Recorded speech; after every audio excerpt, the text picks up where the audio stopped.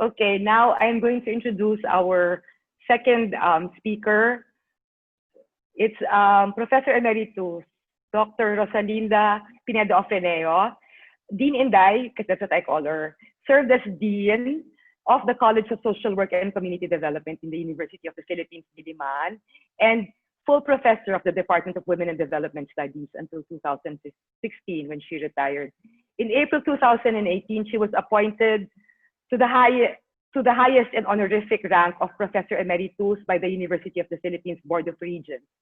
She led in the development of foundational courses for the Doctor of Social Development program of the UPCSWCD and has been teaching a course entitled Contending Theories and Constructs in Social Development since 2009.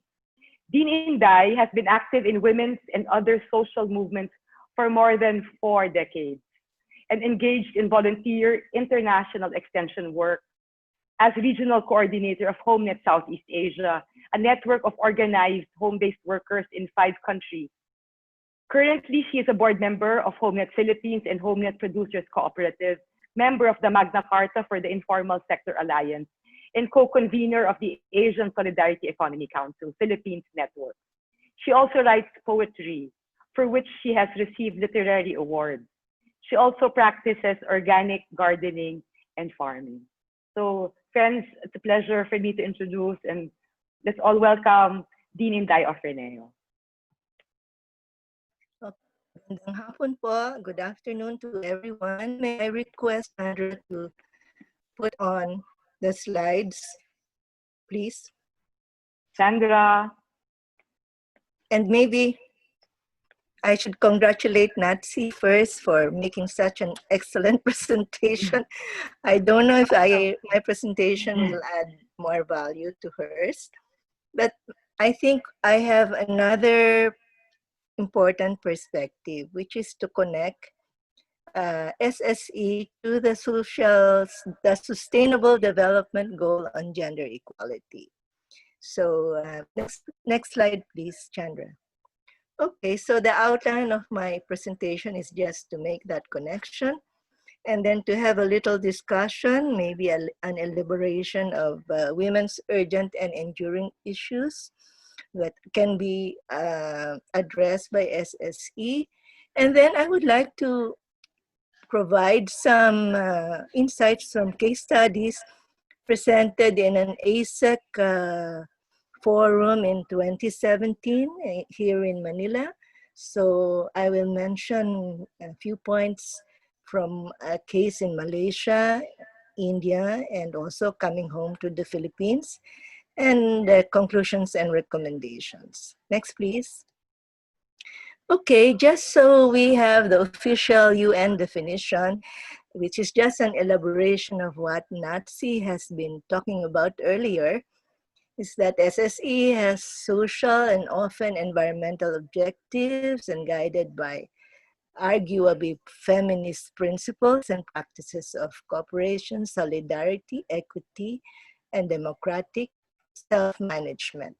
And also, it reintroduces notions of ethics, sharing, equity, and democracy, and economic activity that are valued maybe over profit maximization. Next slide, please.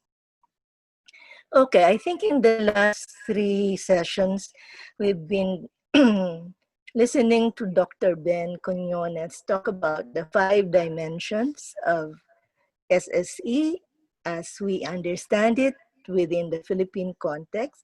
So I would just add the gender side of these dimensions.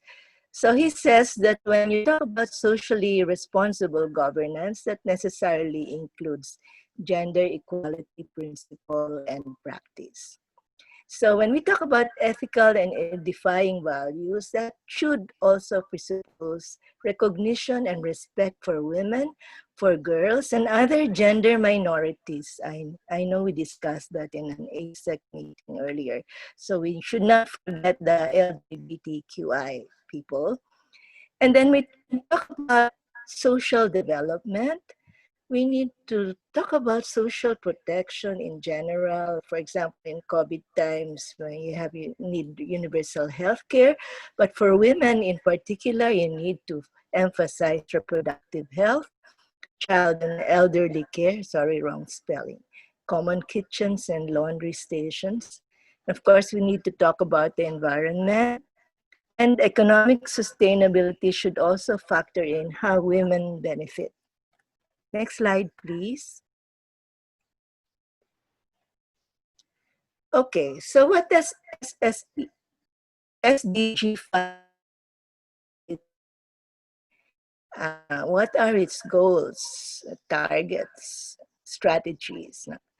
So you can extract at least 3 sections from that SDG that can connect to SSE. For example, recognizing and valuing unpaid care and domestic work, and then ensuring women's full and effective participation and equal opportunities for leadership in all aspects of life.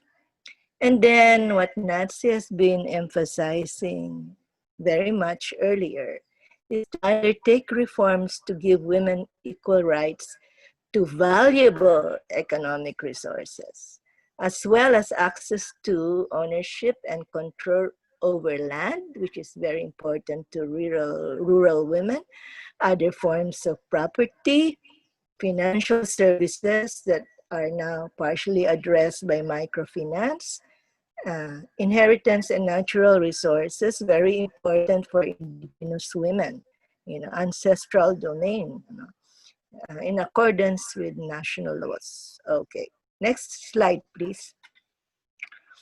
But there are contrary data. So even if women are organized in SSEs, like cooperatives, they are not necessarily valued equally as men, For example, an ILO, an International Cooperative Association study, showed that women, of course, are seen in increasing numbers in cooperatives, but they comprise less than 50% of the governing boards and of the management positions. And many of them say there are no training at all or awareness raising on gender issues. So there is this big gap that is addressed in the next slide. Okay, in June,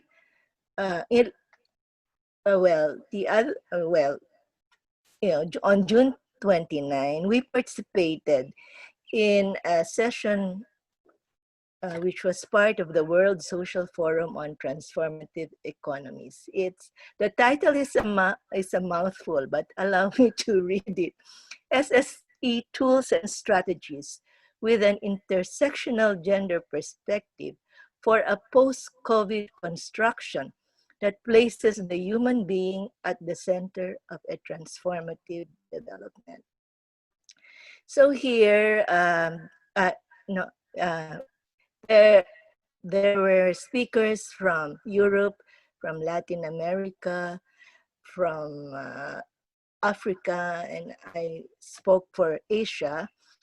I think we should really give importance to the recommendations. Really, the first one is to set up mechanisms for training SSE actors in gender and SSE, and we are now talking about an intercontinental project on that. There's now a manual that has been translated, and then we can maximize our online sessions, both Asia-wide and Philippine-wide. And then we need to capacitate women to take up leadership positions and strengthen the confluence movement between microfinance and other movements so that women don't remain poor and exploited by private commercial banks giving out microfinance loans and charging interest rates that are up to the ceiling. And then we need to address unpaid care work in SSE projects and activities. Next slide, please. Okay, maybe I should just run through this very quickly. It's just to tell us that women are living in extreme poverty, and much more than men. And then they are more hungry than men. They have less land than men. And during disasters, more women die. And under COVID, they do more work at home. They face more risks as nurses, as carers, and other frontliners. There's more domestic and cyber violence. And there is less or no income and jobs. Next, please.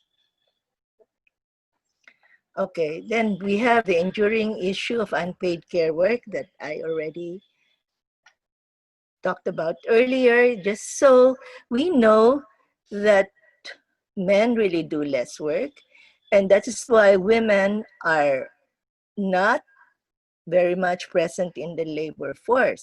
So in the Philippine case, half of our women are not considered economically active because they are too busy at home. And then you have water collection that's on the backs of women and girls, and inefficient stoves that claim lives, etc. Next, please.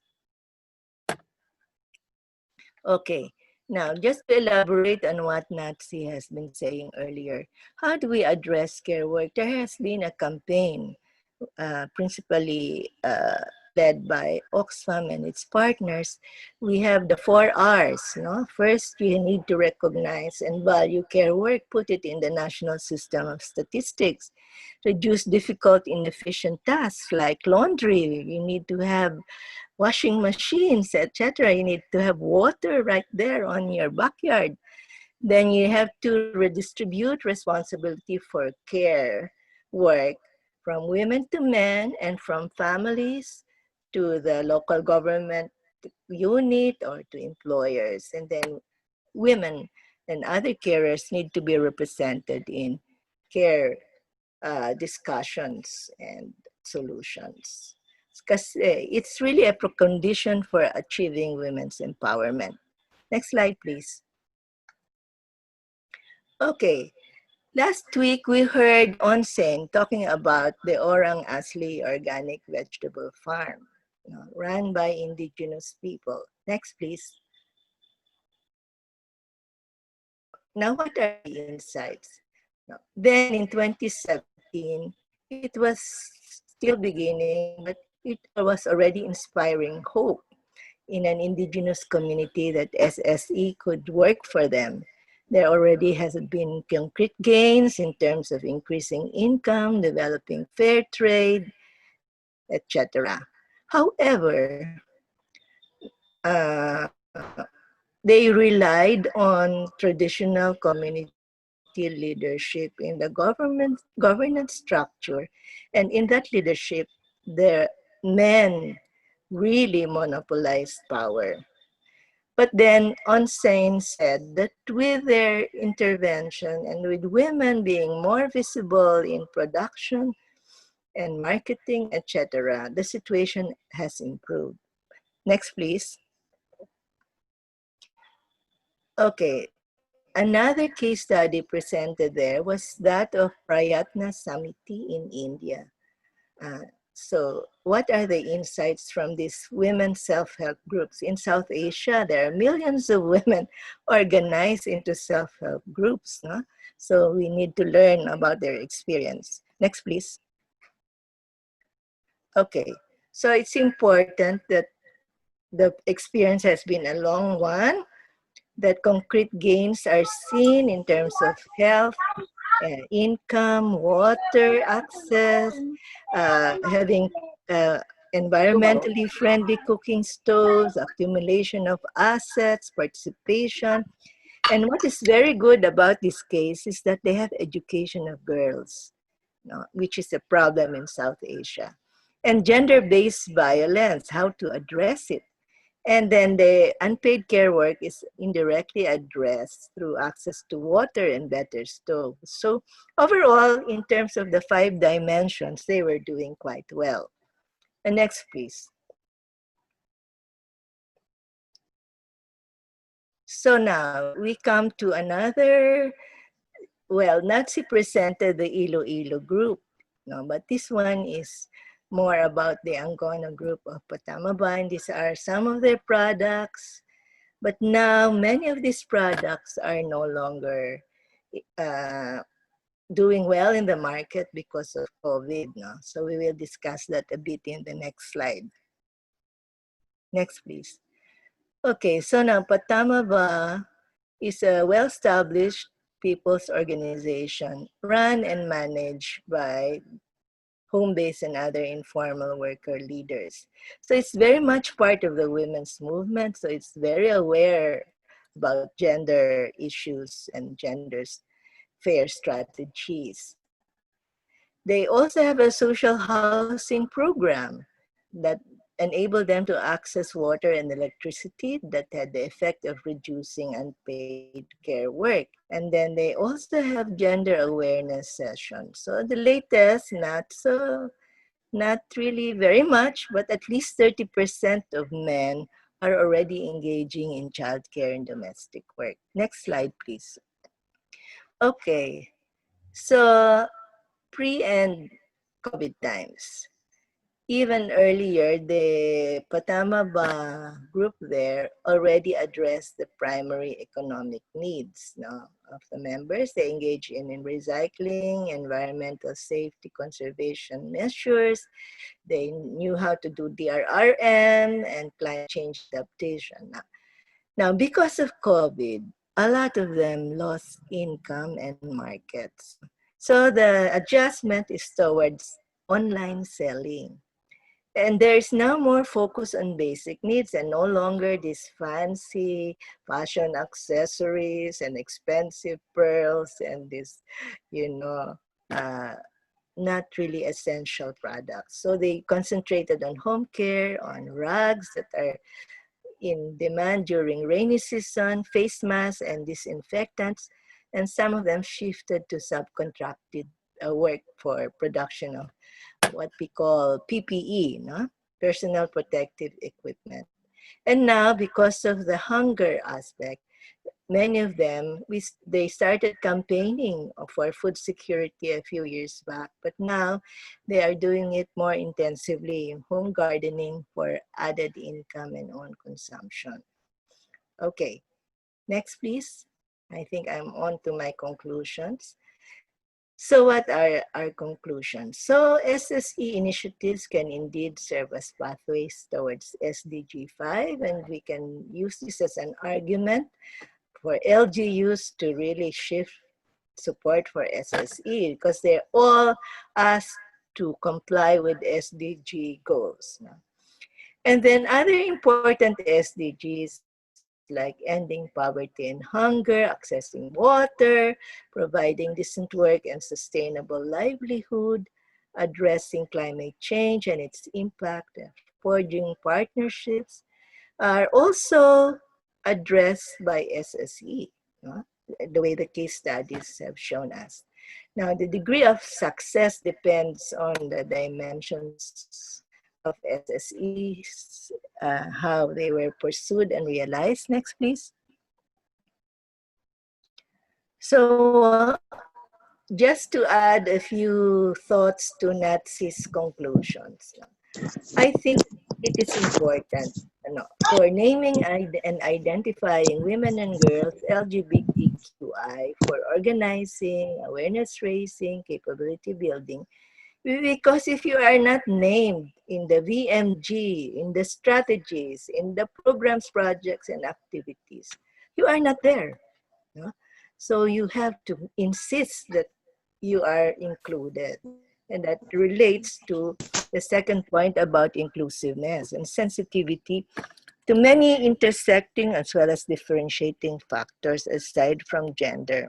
So we're talking about intersectionality because women are not only women, they're also workers. They're among the very poor, especially among the rural women, the landless, etc. And when they are informal workers, they have no social protection. And if they are indigenous people like those in Cowhead, they have specific problems like discrimination in employment and in services, etc. SSEs must not only provide decent jobs, they must also address unpaid work, care work, and women and men must be able to share power. This is a quote from Natsy's dissertation. Okay, next please. Next slide, please. Oh, thank you very much for your patient listening, and I hope you learned something from what I shared. Okay. Okay.